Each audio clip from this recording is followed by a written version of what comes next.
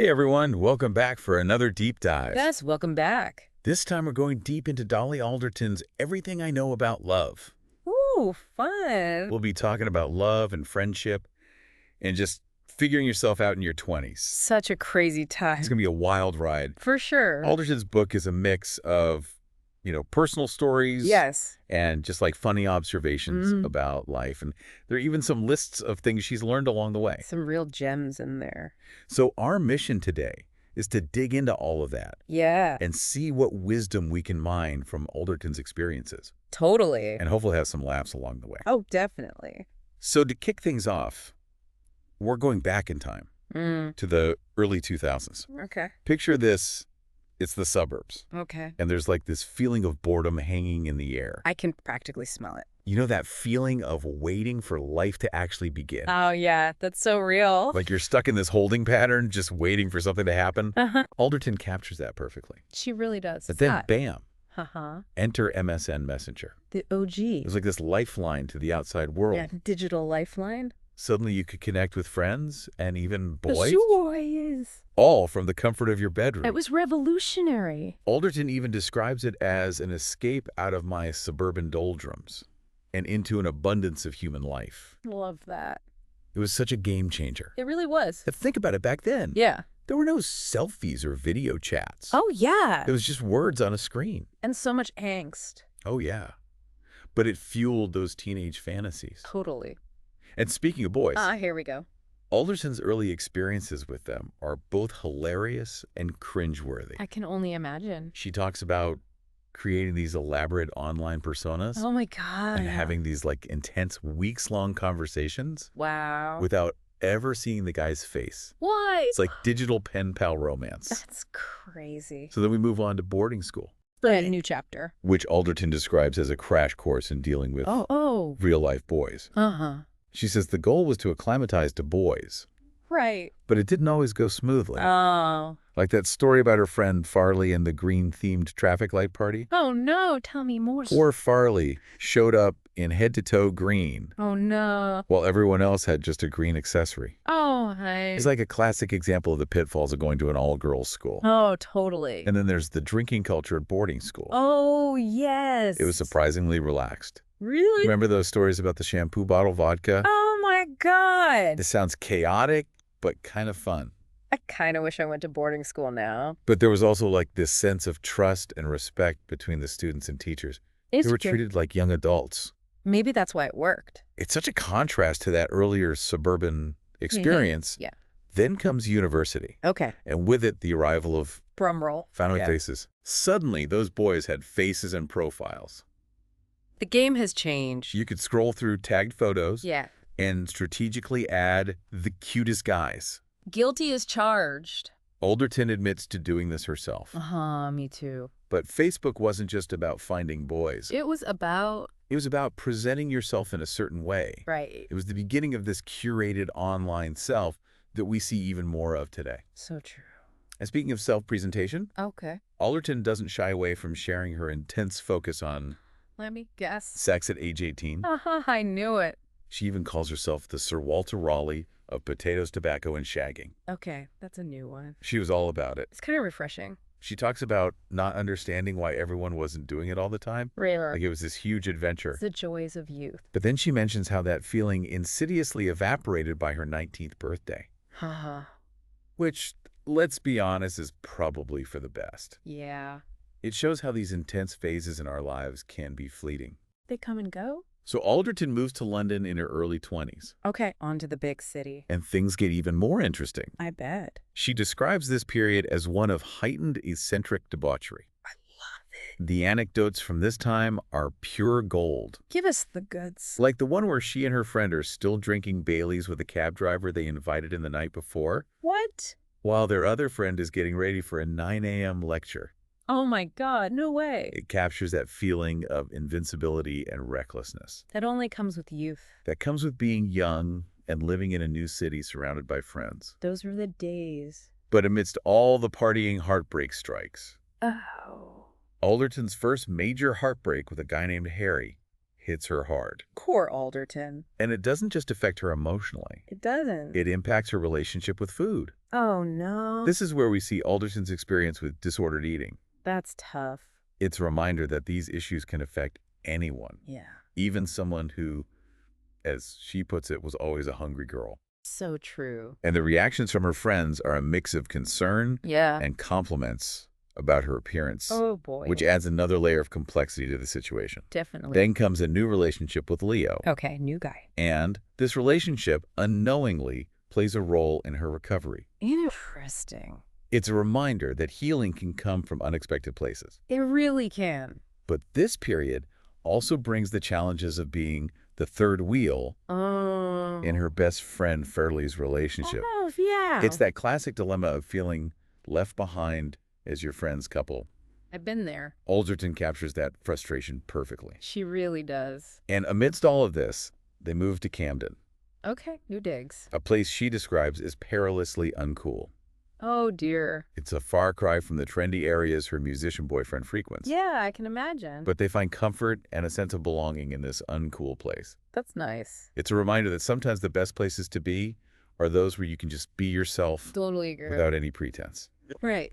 And as they settle into Camden, those post-graduation anxieties start to creep in. Oh, yeah, those are the worst. Alderton compares these anxieties to her teenage yearning for a boyfriend. That makes sense. It's that feeling of wanting something you don't have. Yeah. That sense of being incomplete. And I know that feeling. It's relatable. For sure. Especially in that transition into real life where the path isn't always clear. It's a winding road. But then she lands a job on Made in Chelsea, Wait, really? the reality show about posh people. How did that happen? It's a surprising twist. It is. And it turns out her outsider perspective on posh people Okay. becomes her greatest asset in this role. Interesting. It's a reminder that sometimes our unique experiences, Yeah. even those that felt isolating, can become our strengths. I love that. But as she navigates this new career success, she falls in love again. Ah. And that familiar theme of self-sabotage in relationships resurfaces. Oh, no, not again. It's like she's unconsciously recreating the same challenges. Even in a new relationship, Interesting. it makes you wonder what underlying beliefs or fears might be driving this pattern. Yeah, that's a good question. And it's these questions that eventually lead her to a turning point. Which is therapy. Ah, Therapy. this decision marks a significant shift in her journey. Dicks.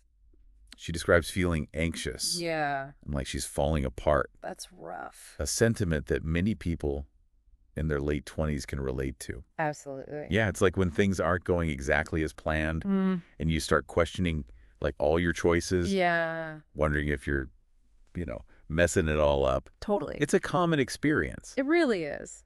but not something people talk about much. Right. Alderton being so open about it, well, it's refreshing. Totally. And, through therapy, Yeah. she starts kind of unpacking these feelings Okay. and discovers this pattern of people-pleasing The people. that's like woven through her life. So many of us can relate to that. Right? It's like this constant need to put others' needs before your own and always seeking validation Yeah. and struggling to say no. The struggle is real. Alderton shares some hilarious stories about this. Oh, I bet. Like that time she ended up helping this black market tradesman on a night out, No way. What? all because she couldn't say no. Alderton. It's funny, but it also highlights how far she would go Yeah. to keep other people happy, It's sad in a way. even if it meant putting herself out. Exactly. But as she continues therapy, you can sense this like growing self-awareness and this desire to break free from those patterns. It's like a journey toward Yeah. being more authentic and accepting herself. Right. Learning to prioritize her own needs Totally. and set boundaries. Yes. And a canceled wedding actually plays a big part in this shift. A canceled wedding. It forces Alderton and her friends to kind of step back Okay. and reevaluate their priorities. I see. It becomes this symbol of letting go Letting go of. expectations and embracing new possibilities. I like that. And for Alderton, it leads to a big decision. Which is, She decides to live alone, wow, that's a big step. which is daunting at first, Yeah, for sure. but it represents this newfound independence and self-reliance. God, go. She talks about the challenges of finding a flat in London, I bet. but ultimately, she finds this peace and security in having your own space. Having a place that's just for you. Exactly. That's so important. It's like this powerful message Yes. about the importance of creating a space where you can truly be yourself. Absolutely. And it's in this space, living alone, that she starts to understand love differently. How so? Like, she doesn't feel the need to be in a relationship all the time. Interesting. And this is something that's woven throughout the whole book. Yeah. This idea that we often look outside ourselves Yeah. for happiness and validation, Right. instead of cultivating it within. We're always searching for the one. Right, like that belief that a partner will complete us. Yeah. But Alderton challenges that. Good. She suggests that true fulfillment comes from understanding ourselves better, I love that. knowing our needs, our values, and being comfortable with who we are, Right. whether we're single or coupled up. Powerful stuff. Now, while Alderton is embracing single life, Okay.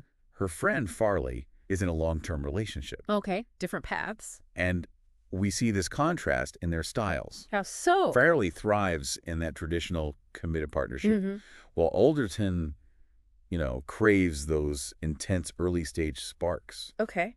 It highlights that different people Yeah. experience love and connection differently. So true. And those preferences can change over time. Absolutely. But throughout it all, Yeah. their friendship remains constant. I love that. It's one of the most heartwarming parts of the book. Their bond is. It really is. It's special. They have their ups and downs, of course. Oh, sure. Moments of frustration, jealousy, especially when Farley's relationship takes center stage. I bet. But they always find their way back to each other, Oh. offering support and understanding It's that unconditional love Yeah. and acceptance. you get from a truly deep friendship. Exactly. Alderton gives us these glimpses into their routines and rituals, I love that. the little things Wow. that make their friendship so special. Give us the goods. Their inside jokes, Yeah. their favorite foods, Mhm. their ability to read each other's minds. Wow. It makes their connection feel so genuine Yeah. and that- relatable. Absolutely. Like you're right there with them, Totally. witnessing that intimacy and ease. It's a beautiful reminder that It is. small moments can create something so meaningful. Yes. Love isn't always about grand gestures. Right. It's those everyday moments of connection, Mhm. the shared experiences that Yeah. build a lifelong bond. So true. But then things take a turn. Oh, what happened? Alderton meets this self-proclaimed guru named David, Ah, a guru. and things get interesting. I bet they do. He becomes this catalyst for intense self-reflection, Okay. but ultimately also a necessary heartbreak. She's drawn to his wisdom, his insights, his ability to see through her defenses. Okay. But there's a danger in that dynamic. I can see that.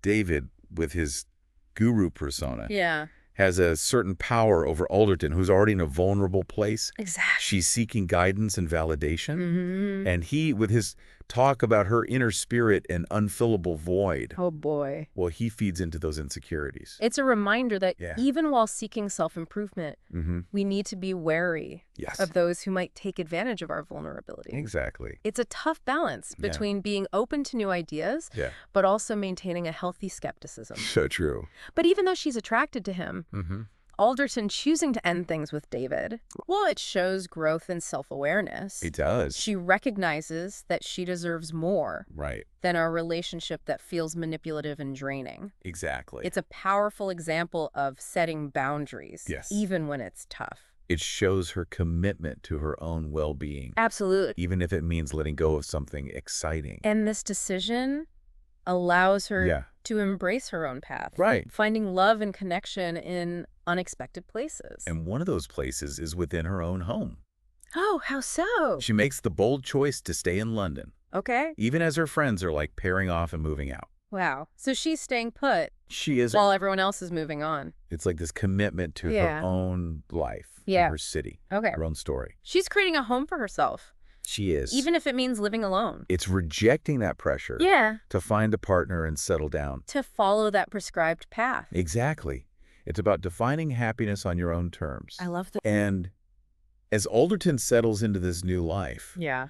she has this realization Oh, tell me. about the true nature of love. This is it.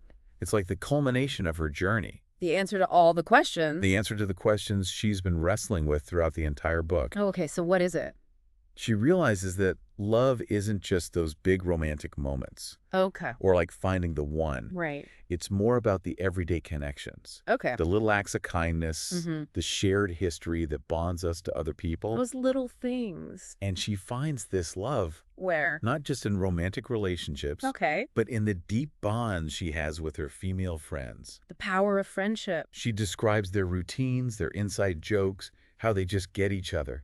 It's like they have their own language. It really is. That's beautiful. And it shows how deep and intimate their connection is. Female friendships can be so powerful. They really can. They lift you up. Yeah. They support you through thick and thin. It's a reminder that those close friendships can be just as fulfilling and important as romantic relationships. It's about broadening our definition of love. Exactly. Seeing those friendships as a source of belonging, support. Yeah. Unconditional love. Totally.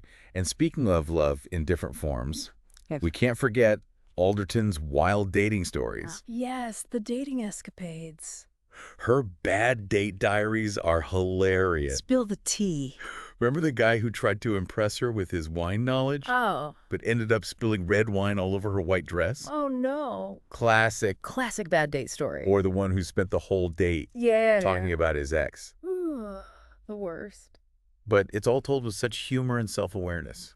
I love that about her writing. You can tell she's learned from those experiences. Even the cringy ones. Exactly. They shape us. They do. Help us figure out what we want. And what we don't want. In a partner. It's refreshing to see so. Embrace the awkwardness. The humor of dating. Makes it feel less intimidating for the rest of us. Yeah, we've all been there. We have. Those awkward encounters. They're part of the process. So as we wrap up this deep dive into everything I know about love, what are some key takeaways? Yeah, what wisdom can we glean from all of this? Well, I think one of the biggest takeaways is the importance of self-discovery. Yeah, like Alderton's story shows how crucial it is to understand ourselves. Our needs or values. What makes us tick? It's about taking that time to figure out who you are, what you want. What you want. What brings you joy. And that's independent of any romantic relationship. Exactly. It's a journey. It is. That takes effort and introspection. It might not always be easy. No. But it's so worth it. It is. And another key takeaway is the power of female friendship. Oh, yes. Alderton's bond with her friends is truly inspiring. They're always there for each other. They support each other through thick and thin. Celebrate each other's wins. And offer comfort during the tough times. It's a beautiful reminder that those close friendships can be just as fulfilling as romantic relationships. Absolutely. And lastly, I think Alderton's story shows us that love isn't always about those huge romantic gestures or finding that one perfect person. It's about those everyday moments of connection. Exactly. The small acts of kindness. Yes. The shared experiences that create those strong, lasting bonds. With the people in our lives. So as you continue on your own journey, remember to embrace self-discovery, cherish your friendships, and be open to all the ways that love might show up in your life. That's beautiful. Alderton found a lot of strength and comfort in her friendships. What are your non-romantic relationships teaching you about love and connection? That's a great question for our listeners to ponder. Maybe even revisit Everything I Know About Love for more insights. It's a book that will stay with you. Long after you finish it. That's it for this deep dive. Thanks for joining us. Until next time.